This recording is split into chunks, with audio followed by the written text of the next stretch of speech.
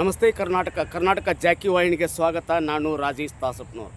ಈ ಮೂಲಕ ರಾಜ್ಯದ ಜನತೆಯ ಮುಂದೆ ಕೆಲವು ಸೂಕ್ಷ್ಮ ವಿಷಯಗಳನ್ನು ತೆರೆದಿಡಲೇಬೇಕು. ಅದಕ್ಕೋಸ್ಕರ ತಮ್ಮ ಮುಂದೆ ಬಂದಿದ್ದೀನಿ. ಏನದು? ಟ್ಯಾಕ್ಸೇಷನ್ ಮೂಲಕ ಹೇಗೆ ಜನಸಾಮಾನ್ಯರನ್ನು, ಬಡ ಮತ್ತು ಮಧ್ಯಮ ವರ್ಗದವ್ರನ್ನ ಶೋಷಣೆ ಮಾಡ್ತಾ ಇದ್ದವು ಎರಡು ಸರ್ಕಾರಗಳು. ರಾಜ್ಯ ಮತ್ತು ಕೇಂದ್ರ ಸರ್ಕಾರಗಳು ಯಾವ ರೀತಿ ಶೋಷಣೆ ಮಾಡ್ತಾ ಇದ್ದವು ಅಂತಂದರೆ, ಬಡ ಮತ್ತು ಮಧ್ಯಮ ವರ್ಗದಲ್ಲಿರ್ತಕ್ಕಂಥ ರೈತ ಏನಾದರೂ ಒಂದು ಮೊಬೈಲ್ ಪರ್ಚೇಸ್ ಮಾಡಿ ಆ ಮೊಬೈಲ್ ಮೂಲಕ ಟೆಕ್ನಾಲಜಿಯನ್ನು ಯೂಸ್ ಮಾಡಿ ಉಳುಮೆ ಮಾಡಿ ನಾನೇನಾದರೂ ಹೆಚ್ಚಿನ ಪ್ರಮಾಣದಲ್ಲಿ ಬೆಳೆಯನ್ನು ಬೆಳಿಬೇಕು ಅಂದರೆ ಅವನು ಸ್ಮಾರ್ಟ್ ಫೋನನ್ನು ಪರ್ಚೇಸ್ ಮಾಡಲೇಬೇಕು. ಆದರೆ ಸ್ಮಾರ್ಟ್ ಫೋನನ್ನು ಪರ್ಚೇಸ್ ಮಾಡಿದರೆ ಅವನಿಗೆ ಟ್ಯಾಕ್ಸ್ GST ಹಾಕ್ತಾರೆ. ರಾಜ್ಯ ಮತ್ತು ಕೇಂದ್ರ ಸರ್ಕಾರದವರಿಗೆ ಇಬ್ಬರಿಗೂ GSTಯನ್ನು ಬಡ ಮತ್ತು ಮಧ್ಯಮ ವರ್ಗದವರು ಹೇಗೆ ಕೊಡಬೇಕು ಅನ್ನೋದಕ್ಕೆ ಎಕ್ಸಾಂಪಲ್ ಹೇಳ್ತಾ ಇದ್ದೀನಿ. ಹೀಗೆ ಸಾಕಷ್ಟು ಗೂಡ್ಸ್ ಆ್ಯಂಡ್ ಸರ್ವಿಸ್ GST ಏನಿದೆ ನೋಡು, ಏನಾದರೂ ಬಡ ಮತ್ತು ಮಧ್ಯಮ ವರ್ಗದವರು ಪರ್ಚೇಸ್ ಮಾಡಬೇಕಾದ್ರೆ 12 ಲಕ್ಷಕ್ಕಿಂತಲೂ ಹೆಚ್ಚು ಆದಾಯದಲ್ಲಿರ್ತಕ್ಕಂಥ ಯಾವುದೇ ಜನಕ್ಕೆ ನೀವು ಟ್ಯಾಕ್ಸಸನ್ನು ಹಾಕಿ, ಜೊತೆಗೆ GSTಯನ್ನು ಕೂಡ ಹಾಕಿ. ಆದರೆ ಟ್ಯಾಕ್ಸೇಷನ್ನಿಗೆ ಒಳಪಡದೇ ಇರತಕ್ಕಂಥ ಜನಗಳಿಗೆ ಮತ್ತೆ GSTಯನ್ನು ಹಾಕಿ ಹೊರೆಯನ್ನು ಮಾಡಿದರೆ GDP ಹೇಗೆ ಇಂಪ್ರೂವ್ ಆಗುತ್ತೆ ಸ್ವಾಮಿ? ದೇಶದ GDP ಕೂಡ ಅಷ್ಟೇ ಇಂಪಾರ್ಟೆಂಟು. ಪ್ರತಿ ಮನೆಯಲ್ಲಿ ಆರ್ಥಿಕವಾಗಿ ಆ ಮನೆ ಇಂಡಿವಿಜುವಲ್ ಆಗಿ ಬೆಳೆದಾಗ, ವ್ಯಕ್ತಿ ಇಂಡಿವಿಜುವಲ್ ಆಗಿ ಆರ್ಥಿಕವಾಗಿ ಶಕ್ತಿವಂತನಾದಾಗ ಮಾತ್ರ GDP ಇಂಪ್ರೂವ್ ಆಗುತ್ತೆ. ಪಕ್ಕ ದೇಶದಲ್ಲಿರ್ತಕ್ಕಂಥ ಚೀನಾ, ದೂರದಲ್ಲಿರ್ತಕ್ಕಂಥ ಅಮೇರಿಕಾ, ಕೆನಡಾ, ಸ್ವಿಟ್ಜರ್ಲ್ಯಾಂಡ್, ನ್ಯೂಜಿಲ್ಯಾಂಡ್, ಎಲ್ಲ ಆಸ್ಟ್ರೇಲಿಯಾ, ಬ್ರಿಟನ್ ಎಲ್ಲ ದೇಶಗಳನ್ನು ನಾವು GDPಯಲ್ಲಿ ಹಿಂದಿಕ್ಕಬೇಕೆಂದರೆ ವೈಯಕ್ತಿಕವಾದ ಆದಾಯ ಹೆಚ್ಚಾಗಬೇಕು. ಕೊಂಡುಕೊಳ್ಳುವ ಶಕ್ತಿ ಪ್ರತಿ ಭಾರತೀಯನಲ್ಲಿ ಹೆಚ್ಚಾಗಬೇಕು. ಈಗ ಕೊಂಡುಕೊಳ್ಳುವ ಶಕ್ತಿಯನ್ನು ಕುಗ್ಗಿಸ್ತಾ ಇದ್ದಾವೆ ಎರಡೂ ಸರ್ಕಾರಗಳು, ರಾಜ್ಯ ಮತ್ತು ಕೇಂದ್ರ ಸರ್ಕಾರಗಳು. ಅವನಿಗೇನು ಆದಾಯ ಬರುತ್ತೆ ನೋಡು, ಮೆಡಿಕಲ್ ಎಕ್ಸ್ಪೆನ್ಸು, ಶಿಕ್ಷಣ ವ್ಯವಸ್ಥೆ, ವಸತಿ ಮತ್ತು ರೇಷನ್ಗೋಸ್ಕರ ಮುಕ್ತಾಯ ಆಗ್ತಾಯಿದೆ. ಅವನಲ್ಲಿ ಉಳಿತಾಯ ಆಗ್ತಾಯಿಲ್ಲ, ಸೇವಿಂಗ್ಸ್ ಆಗ್ತಾಯಿಲ್ಲ. ಸೇವಿಂಗ್ಸ್ ಆದಾಗ ಮಾತ್ರ ಕೊಂಡುಕೊಳ್ಳುವ ಶಕ್ತಿ ಬರುತ್ತೆ. ಈ ಜ್ಞಾನ ರಾಜ್ಯ ಮತ್ತು ಕೇಂದ್ರ ಸರ್ಕಾರದ ಜನನಾಯಕರಲ್ಲಿ ಪರಿಪೂರ್ಣವಾಗಿರಬೇಕಾಗತ್ತೆ. ಟ್ಯಾಕ್ಸೇಷನ್ ಯಾರಿಗೆ ಮಾಡಿ ನೀವು 12 ಲಕ್ಷ ಮೇಲೆ ಆದಾಯ ಇರ್ತಲ್ಲ, ಇಂಡಿವಿಜುವಲ್ ಆದಾಯ, ವೈಯಕ್ತಿಕ ಆದಾಯ, ಅವರಿಗೆ ಟ್ಯಾಕ್ಸ್ ಹಾಕಿ. ಜೊತೆಗೆ GSTಯನ್ನು ಕೂಡ ಹೆಚ್ಚಿನ ಪ್ರಮಾಣದ ಆದಾಯದ ಕುಟುಂಬಗಳಿಗೆ GSTಯನ್ನು ಹಾಕಿ. ಕಡಿಮೆ ಪ್ರಮಾಣದ ಆದಾಯ ದುಡಿದಿದ್ದನ್ನು ವಾಪಸ್ GST ಕಟ್ಟಬೇಕು, ಮೆಡಿಕಲ್ ಎಕ್ಸ್ಪೆನ್ಸ್ ಕಟ್ಟಬೇಕು, ಸಾರಿಗೆ ವ್ಯವಸ್ಥೆಗೆ ಕಟ್ಟಬೇಕು, ರೇಷನ್ನಿಗೆ ಕಟ್ಟಬೇಕು, ಕರೆಂಟ್ ಬಿಲ್ಗೆ ಕಟ್ಟಬೇಕು, ಮಕ್ಕಳ ಶಿಕ್ಷಣಕ್ಕಾಗಿ ಕಟ್ಟಬೇಕು. ಬಂದಿರೋದು ಹಾಗೆ ವಾಪಸ್ ಹೋಗಿಬಿಡುತ್ತೆ. ಒಂದು ಬಾಗಿಲಿನಿಂದ ಬಂದಿದ್ದು ಮತ್ತೊಂದು ಬೇರೆ ಬೇರೆ ಬಾಗಿಲುಗಳ ಮೂಲಕ ಹಣ ವ್ಯಯ ಆಗ್ತಾಯಿದೆ. ಶ್ರೀಸಾಮಾನ್ಯನ ಹಣ ಉಳಿತಾಯ ಆಗ್ತಾಯಿಲ್ಲ, ಅಕೌಂಟ್ನಲ್ಲಿ ಸೇವಿಂಗ್ಸ್ ಆಗ್ತಾಯಿಲ್ಲ. ಹೀಗಾಗಿ GDP ಬಿದ್ದು ಹೋಗುತ್ತೆ. ದೇಶದ GDPಯನ್ನು ಸೀರಿಯಸ್ ಆಗಿ ಗಮನಿಸಬೇಕು. ದೇಶದ GDP ಹೆಚ್ಚಾದಾಗ ಮಾತ್ರ ನಮ್ಮ ದೇಶದ ರೂಪಾಯಿಗೆ ಹೆಚ್ಚು ಮೌಲ್ಯ ಬರುವುದು. ಹಣದುಬ್ಬರ ಆದರೆ ರೂಪಾಯಿಯ ಮೌಲ್ಯ ಕಡಿಮೆ ಆಗುತ್ತೆ ಅಗೇನ್ಸ್ಟ್ ಡಾಲರ್. ಇದು ಒಂದು. ಎರಡನೇದು, ರಾಜಕೀಯ ಪಕ್ಷಗಳು ದುಂದು ವೆಚ್ಚವನ್ನು ಮಾಡಿ ಪ್ರಚಾರವನ್ನು ಮಾಡುವುದನ್ನು ನಿಲ್ಲಿಸಬೇಕು. ಯಾಕೆ ಅಂದರೆ ಅದು ಜನರ ದುಡ್ಡು. ಅದೇ ದುಡ್ಡನ್ನು ಜನರ ವೆಲ್ಫೇರ್, ಜನರಿಗೋಸ್ಕರ ನೀವು ವ್ಯಯ ಮಾಡಿದರೆ ಜನರ ವೆಲ್ಫೇರನ್ನು ನೀವು ಬಯಸ್ದಂಗಾಗುತ್ತೆ. ಅವರ ಮತವನ್ನು ಪಡೆದಿದ್ದಕ್ಕೂ ಸಾರ್ಥಕ ಆಗುತ್ತೆ. ಇಲ್ಲದೆ ಹೋದರೆ ಉಂಡೂ ಹೋದರು ಕೊಂಡೂ ಹೋದರು, ಅವರ ಮತವನ್ನೂ ಕೂಡ ಪಡೆದರು, ಅವರಿಗೆ ದ್ರೋಹವನ್ನೂ ಕೂಡ ಮಾಡಿದರು ಎನ್ನುವ ಕಲ್ಪನೆ ನಡೀತಾ ಇದೆ.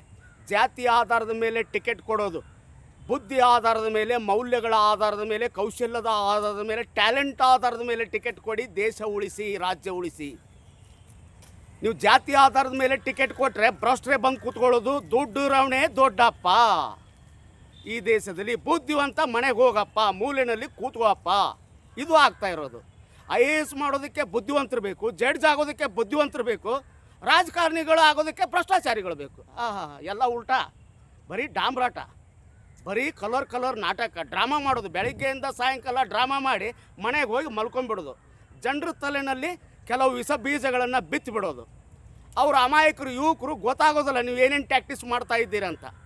ನೀವು ಏನೇನು ರಾಜ್ಯ ಮನೆತನಗಳನ್ನು ಪ್ರತಿ ತಾಲೂಕುಗಳಲ್ಲಿ, ಪ್ರತಿ ಕ್ಷೇತ್ರಗಳಲ್ಲಿ ಸೃಷ್ಟಿ ಮಾಡ್ಕೊಳ್ತಾ ಇದ್ದೀರಂತ ಅಮಾಯಕರಿಗೆ ಗೊತ್ತಾಗ್ತಾ ಇಲ್ಲ. ಅಮಾಯಕರನ್ನ ಯಾಮಾರಿಸ್ತಾ ಇದ್ದೀರಾ. ನೀವು ಭ್ರಷ್ಟಾಚಾರದ ಏಣಿಯನ್ನು ಏರ್ತಾನೇ ಇದ್ದೀರಾ. ಭ್ರಷ್ಟಾಚಾರ ತಾಂಡವಾಡಬೇಕಾದ್ರೆ ಕಾರಣ ಏನು ಅಂದರೆ ಎಲ್ಲ ಶಾಸಕರು, ಎಲ್ಲ MP ಗಳು ಕಾರಣ. ಭ್ರಷ್ಟಾಚಾರ ಸಡನ್ನಾಗಿ ಭಾರತದಲ್ಲಿ ನಿಲ್ಲಬೇಕು ಅಂದರೆ ಎಲ್ಲ ಶಾಸಕರು ಮತ್ತು ಸಂಸತ್ ಸದಸ್ಯರು ಇವತ್ತೇ ಪ್ರತಿಜ್ಞೆ ಮಾಡಲಿ, ನಾನು 1 ರೂಪಾಯಿ ಕೂಡ ಸಾರ್ವಜನಿಕರ ದುಡ್ಡನ್ನು ಮುಟ್ಟೋದಿಲ್ಲ ಅಂತ. ಅವತ್ತೇ ಆ ಕ್ಷಣಕ್ಕೆ ಭ್ರಷ್ಟಾಚಾರ ನಿಂತು ಹೋಗುತ್ತೆ 90%. ನೀವು ಭ್ರಷ್ಟಾಚಾರಿಗಳಾಗಿದ್ದರಿಂದಲೇ ಎಲ್ಲ ಬ್ಯೂರೋಕ್ರಾಟ್ಸ್ ಅಧಿಕಾರಿಶಾಹಿ ವರ್ಗ ಇವತ್ತು ಭ್ರಷ್ಟಾಚಾರಕ್ಕೆ ಇಳಿದಿದೆ. ಅವರ ಟ್ರಾನ್ಸ್ಫರಿಗೆ ನೀವು ದುಡ್ಡು ತೊಗೊಳ್ತಾ ಇದ್ದೀರಾ, ಅವ್ರ ಜನರನ್ನು ಶೋಷಣೆ ಮಾಡಿ ಅವ್ರು ದುಡ್ಡು ಕೀಳ್ತಾ ಇದ್ದಾರೆ. ನೀವು ನೇರವಾಗಿ ಜನರನ್ನು ದುಡ್ಡು ತೊಗೊಳ್ತಾ ಇಲ್ಲ, ಪರೋಕ್ಷವಾಗಿ ಜನರ ಹತ್ರ ಶೋಷಣೆ ಮಾಡಿ ದುಡ್ಡು ಕೀಳ್ತಾ ಇದ್ದೀರಾ. ರಾಜಕಾರಣಿಗಳು ಅಧಿಕಾರಿಗಳ ಮೂಲಕ ಅವ್ರನ್ನ ಬಿಟ್ಟಿದ್ದೀರಾ. ಮುಂದೆ ನೀವು ವಸೂಲಿ ಮಾಡಿ ತಂದು ನನಗೆ ಕೊಡಿ ಮಂತ್ಲಿ ಅಂತ ಮಾಡ್ಕೊಂಡಿದ್ದಾರಂತೆ ನಾಚಿಕೆಟ್ಟವರು. ಮಂತ್ಲಿಯನ್ನು ಈಸ್ಕೊಳ್ಳೋದು ಎಲ್ಲ ಪಕ್ಷದವರು ಅಷ್ಟೇ. ಈ ಮಂತ್ಲಿ ಈಸ್ಕೊಳ್ಳುವ ಕೆಟ್ಟ ಅಭ್ಯಾಸವನ್ನು ನೀವು ಬಿಟ್ಟಿದ್ದೇ ಆದರೆ ರಾಜ್ಯದ ಅಭಿವೃದ್ಧಿಯೂ ಆಗುತ್ತೆ, ದೇಶದ ಅಭಿವೃದ್ಧಿಯೂ ಆಗುತ್ತೆ. ರಾಜಕೀಯ ಪಕ್ಷಗಳ ಸಿಂಬಲನ್ನು ಇಟ್ಟುಕೊಂಡು ಅಲ್ಲಿಯೂ ಕೂಡ ಒಂದು ಮಾತು, ಒಂದು ಗುಮಾಣಿ ನಡೀತಾ ಇದೆ. ಪಕ್ಷದ ಟಿಕೆಟನ್ನು ಗಿಟ್ಟಿಸಿಕೊಳ್ಳಬೇಕಾದ್ರೆ ಕೋಟಿಗಟ್ಟಲೆ ಪಕ್ಷಕ್ಕೆ ಫಂಡ್ ಕೊಡಬೇಕು ಅಂತ. ಈ ಥರ ಆದರೆ ಜನಸಾಮಾನ್ಯರು ಶಾಸಕರಾಗೋದು ಯಾವಾಗ? ಬುದ್ಧಿವಂತರು ಶಾಸಕರಾಗೋದು ಯಾವಾಗ? ಪಾತ ಇರತಕ್ಕಂಥ ಮನೋಭಾವನೆ ಇರತಕ್ಕಂಥ ಜನರು ಆಡಳಿತಕ್ಕೆ ಬರೋದು ಯಾವಾಗ? ಅಧಿಕಾರಿಶಾಹಿ ವರ್ಗವನ್ನು ಹತೋಟಿನಲ್ಲಿ ಹದ್ದುಬಸ್ತಿನಲ್ಲಿ ಇಡೋದು ಯಾವಾಗ?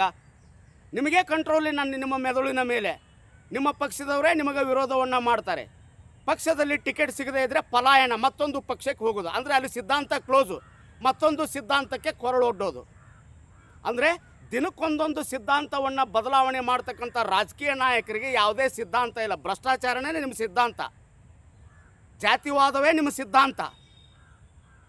ದೇಶದ ಅಭಿವೃದ್ಧಿ ಬೇಕಾಗಿಲ್ಲ, ಜನರ ಕಲ್ಯಾಣ ನಿಮಗೆ ಬೇಕಾಗಿಲ್ಲ. ಮೊದಲೇ ಹೇಳಿಬಿಡೋದು, ನಿಮಗೆ ಇಂಥ ಭಾಗ್ಯವನ್ನು ಕೊಡ್ತೀವಿ, ಇಂಥ ಗ್ಯಾರಂಟಿಯನ್ನು ಕೊಡ್ತೀವಿ ಅಂತ ಹೇಳಿಬಿಟ್ಟು ಮೊದಲೇ ಲಂಚದ ಆಮಿಷವನ್ನು ತೋರಿಸಿ ಮೊದಲೇ ಮತವನ್ನು ಪಡೆದು ಆ ನಂತರ 5 ವರ್ಷಗಳವರೆಗೆ ಅವರಿಗೆ ಲಂಚ ಕೊಡ್ತಾ ಹೋಗೋದು ಮಂತ್ಲಿ. ಈ ಥರ ಎಡಬಿಡಂಗಿ ಸರ್ಕಾರಗಳು ರಚನೆ ಆಗ್ತಾಯಿದ್ದವು. ಇನ್ಮೇಲಾದರೂ ರಾಜ್ಯದ ಜನತೆ, ವಿಶೇಷವಾಗಿ ಮತದಾರ ದೇವರು ಸೂಕ್ಷ್ಮವಾಗಿ ಇವರ ನಡೆಯನ್ನು ಗಮನಿಸಬೇಕು. ಇವರು ನಿಮ್ಮನ್ನು ಯಾಮಾರಿಸ್ತಾ ಇದ್ದಾರೆ. ಮತದಾರರನ್ನ ಮತ್ತು ಕಾರ್ಯಕರ್ತರನ್ನು ಜೀತದ ಆಳುಗಳನ್ನಾಗಿ ಮಾಡಿಕೊಂಡಿದ್ದಾರೆ. ಒಂದು ಪಕ್ಷಕ್ಕೆ ಅಂಟುಕೊಳ್ಳದೆ ನಿಷ್ಠಾವಂತ, ಏಬಲ್ ಇರ್ತಕ್ಕಂಥ, ಸ್ಟೇಬಲ್ ಮೈಂಡ್ ಇರ್ತಕ್ಕಂಥ ಅಭ್ಯರ್ಥಿಗೆ ಮತವನ್ನು ಹಾಕುವುದರ ಮೂಲಕ ರಾಜಕೀಯ ಪಕ್ಷಗಳಿಗೆ ಒಂದು ಸಂದೇಶ ಕಲಿಸಬೇಕು, ಪಾಠನೂ ಕಲಿಸಬೇಕಾದಂಥ ಸಂದರ್ಭ ಬಂದಿದೆ. ಇಂಥ ಕೆಲಸವನ್ನು ನಾವು ಮಾಡಲೇಬೇಕು. ನೀವು ಮಾಡ್ತೀರನ್ನುವಂಥ ವಿಶ್ವಾಸದೊಂದಿಗೆ ಮತ್ತೆ ತಮ್ಮ ಮುಂದೆ ಬರಲಿದೆ ಕರ್ನಾಟಕ ಜಾಕಿ. ನಮಸ್ಕಾರ. ಇದಾಗಿತ್ತು ಇವತ್ತಿನ ವಿಶೇಷ.